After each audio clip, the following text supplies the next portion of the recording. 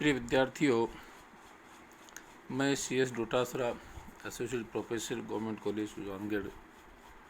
आज हम BCom part second के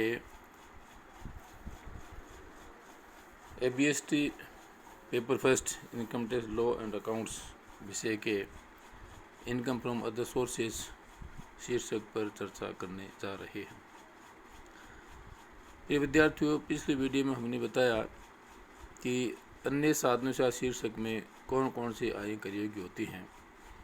आज हम चर्चा करेंगे कि इस शीर्षक में कौन सी आय कर मुक्त होती हैं और इस शीर्षक की कर योग्य ज्ञात करते समय कौन कौन से खर्चे अलाउड माने जाते हैं। प्रिय विद्यार्थियों, अन्य साधनों से शीर्षक की कर मुक्त आय किस प्रकार से है। नंबर 1 है सार्वजनिक भविष्य निधि यानी PPF में जमा राशि पर जमा किया गया ब्याज। इस निधि से अर्न करने पर संपूर्ण राशि कर मुक्त मानी जाती है। नंबर 2 है डाकघर की निम्न योजनाओं का ब्याज भी कर मुक्त माना जाता है। नंबर 1 डाकघर के बचत खाते में जमा राशि ब्याज के अनुदान वर्ष 2012-13 से एकल खाते की दशा में केवल 3,500 रुपये तक तथा संयुक्त खाते की दशा में 7,000 रुपये तक ब्याज की राशि कर मुक्त मानी जाती है। डाकघर के 10 अथवा 15 वर्षीय संचयी सावधि जमा खाते CTT डिपॉजिट अकाउंट्स में जमा पर प्राप्त ब्याज बोनस भी कर मुक्त माना जाता है। डाकघर बचत खाता नियमों के अंतर्गत खोले गए सार्वजनिक खाते पर ब्याज 5,000 रुपये तक कर मुक्त माना जाता है। जीवन बीमा निगम की विभिन्न योजनाओं की अवधि पूरी होने अथवा परिपक्वता पर प्राप्त राशि बोनस सहित को भी कर मुक्त माना जाता है। केंद्रीय सरकार की 15 वर्षीय वार्षिक सर्टिफिकेट्स का मासिक भुगतान को भी कर मुक्त माना जाता है। शिक्षा की व्यवमुखी पूर्ति हेतु स्वीकृत विभिन्न छात्रवृत्तियों को भी कर मुक्त माना जाता है। संसद, राज्य विधानसभा अथवा इनकी किसी समिति के सदस्य को प्राप्त दैनिक भत्ता पूर्णतः कर मुक्त माना जाता है। Member of parliament constituency allowance rules 1986 के तहत संसद के किसी सदस्य को प्राप्त कोई भत्ता बिना किसी सीमा के एवं सरकारी अधिघोषणा के कर मुक्त माने जाते हैं। किसी राज्य विधानसभा के सदस्यों को उस राज्य विधानसभा द्वारा बनाए गए किसी अधिनियम अथवा नियमों के अंतर्गत प्राप्त निर्वाचन क्षेत्र भत्ता भी कर मुक्त माना जाता है। कमजोर, गरीब और बीमार व्यक्तियों की पीड़ा को कम करने संबंधी योजनाओं के लिए केंद्र सरकार, राज्य सरकार अथवा केंद्र सरकार के अनुमोदन पर दिया गया पुरस्कार भी कर मुक्त माना जाता है। केंद्र सरकार अथवा राज्य सरकार द्वारा दिया गया वीरता पुरस्कार चाहे नगद ही दिया गया हो अथवा वस्तु के रूप में, इसे भी पूर्णतः कर मुक्त माना जाता है। निम्न प्रतिभूतियों के ब्याज को भी कर मुक्त माना जाता है। नंबर 1 सरकारी प्रतिभूतियाँ 7% पूंजी विनियोग बॉन्ड्स, इनका ब्याज केवल व्यष्टि एवं हिंदू परिवार की दशा में ही कर मुक्त माना जाता है। 10% राहत बॉन्ड्स का ब्याज, इनका ब्याज केवल व्यष्टि एवं HUF करदाता के लिए कर मुक्त माना जाता है। स्वर्ण जमा योजना 1999 के अंतर्गत निर्गमित स्वर्ण जमा बॉन्ड का ब्याज भी कर मुक्त माना जाता है। स्थानीय सत्ता या राज्य पोषित वित्तीय संस्थान द्वारा जारी किए गए अधिसूचित बॉन्डों का ब्याज भी कर मुक्त माना जाता है। नंबर 2 है सरकारी उपक्रमों की कर मुक्त प्रतिभूतियाँ, यानी इन प्रतिभूतियों के ब्याज भी कर मुक्त माना जाता है। नंबर 1 है national thermal power corporation limited के 9% एवं 10% बॉन्ड्स, महानगर टेलीफोन निगम लिमिटेड के 9% एवं 10% bonds, Indian railway finance corporation limited के 9% और 10% bonds, national hydro electric power corporation limited के 9% bonds, Indian telephone industry limited के 10% bonds, rural electrification corporation limited के 9% एवं 10.5% bonds, Neyveli lignite corporation limited के 9% एवं 10% bonds, housing and urban development corporation limited यानी हुडको के 9% एवं 7% बॉन्ड्स। जिन बॉन्ड्स की हमने अभी चर्चा की है, इनके अलावा भी अनेक कंपनी के बॉन्ड्स को सरकार ने कर मुक्त घोषित किया है। लाभांश की निम्न आयों को धारा 1034 के अंतर्गत मुक्त माना जाता है। घरेलू कंपनी के समतांश एवं अधिमानांशों पर लाभांश एवं अंतिम लाभांश तथा बोनस धारा 222 के अंतर्गत माना गया लाभांश, इनको भी कर मुक्त माना जाता है। इनके संबंध में प्राप्त कोई आय धारा 1035 के अंतर्गत कर मुक्त मानी जाती है। धारा 1023D के अंतर्गत निर्दिष्ट पारिश्रमिक कोष की इकाई के संबंध में, विशिष्ट उपक्रम के प्रशासक से मिली यूनिट्स के संबंध में, विशिष्ट कंपनी से मिली यूनिट्स के संबंध में, यूनिवर्सिटी ऑफ इंडिया को ही अब विशिष्ट उपक्रम या विशिष्ट कंपनी के नाम से जाना जाता है। इनकी यूनिट से मिलने वाली आय चाहे लाभांश के नाम से मिले या अन्य किसी नाम से कर मुक्त होती है, परंतु इनके हस्तांतरण से होने वाला पूंजी लाभ इस उपधारा के तहत कर मुक्त नहीं माना जाता है। अब हम अन्य साधनों से शीर्षक की विभिन्न जो आय के मद हैं उनमें से जो जिन खर्चों की कटौती स्वीकृत की जाती है उनकी चर्चा करने जा रहे हैं। Allowable deductions. अन्य साधनों से आय शीर्षक की कर योग्य आय की गणना करते समय धारा 57 के अंतर्गत निम्न कटौतियाँ स्वीकृत की गई हैं। नंबर 1, लाभांश में ब्याज की आय में से निम्न कटौतियाँ स्वीकृत हैं। नंबर 1, लाभांश में ब्याज एकत्रित करने के वे इस आशय के लिए बैंक अथवा अन्य व्यक्ति को दिए गए कमीशन अथवा पारिश्रमिक की संपूर्ण राशि स्वीकृत वे मानी जाती है। ऋण पर ब्याज, अंश अथवा प्रतिभूतियाँ क्रय करने के लिए ऋण लिया जाता है तो गत वर्ष में देय ब्याज की संपूर्ण राशि की कटौती स्वीकृत की जाती है।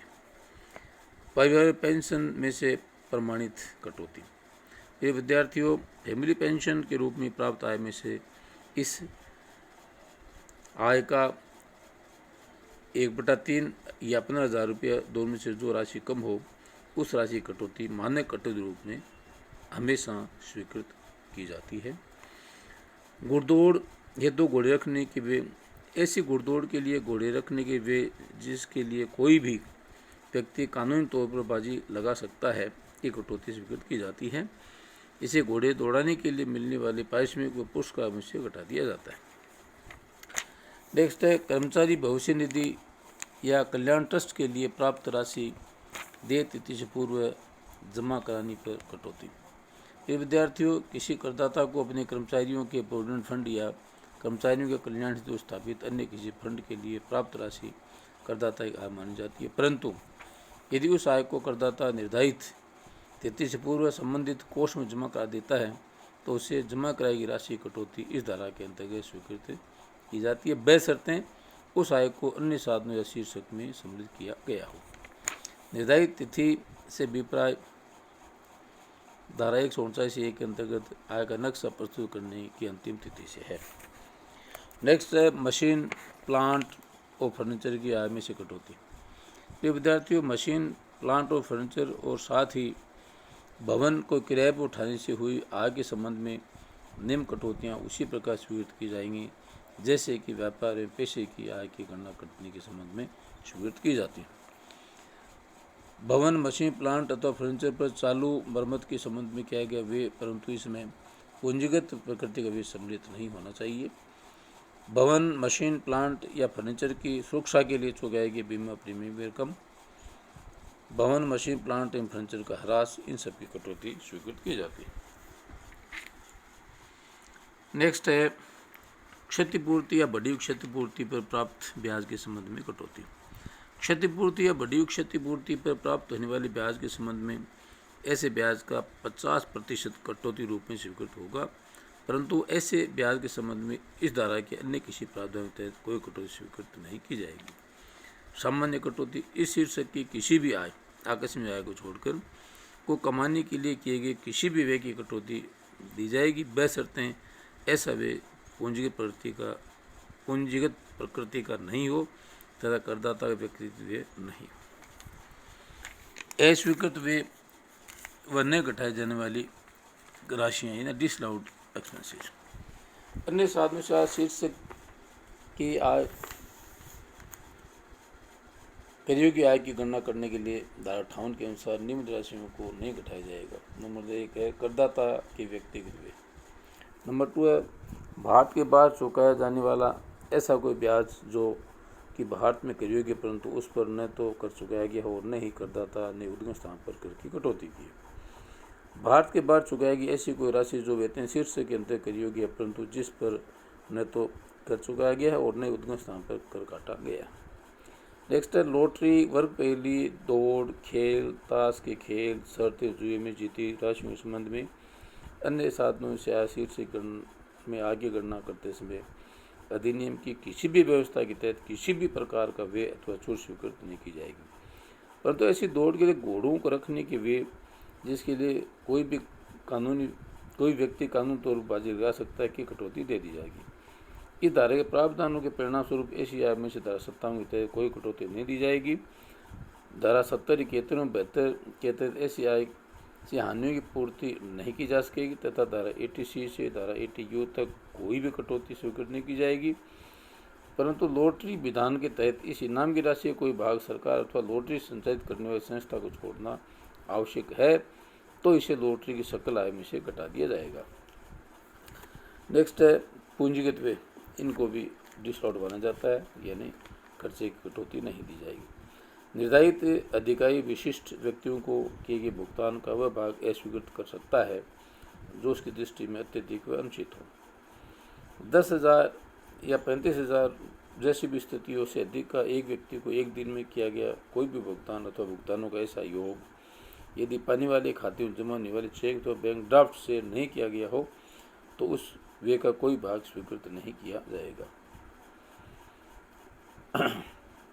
किसी निवासी व्यक्ति को देय राशि जिस पर धारा 192 में से 194 LA के तहत उद्गम स्थान पर कर कटौती दी जानी चाहिए परंतु जिस पर भुगतानकर्ता ने उद्गम स्थान पर कर नहीं काटा हो अथवा कर काटने के बाद धारा 149 A के तहत निर्धारित देय तिथि को या इससे पूर्व ऐसे कर का भुगतान सरकार को नहीं किया गया हो तो करदाता भुगतान कर योग्य राशि के 30% की कटौती स्वीकृत नहीं की जाएगी।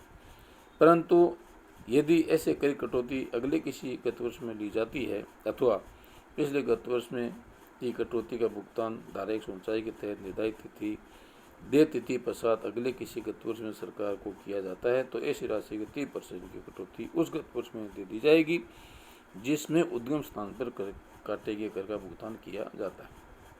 यदि ऐसे करदाता को धारा 201A के प्रावधानों के अंतर्गत चूक में करदाता नहीं माना जाता है तो ऐसी दशा में यह माना जाएगा कि निवासी प्राप्तकर्ता करदाता द्वारा आय विवरणी प्रस्तुत करने की तिथि को भुगतानकर्ता करदाता ने उद्गम स्थान पर कर काटकर उसी तिथि को जमा करवा दिया गया है।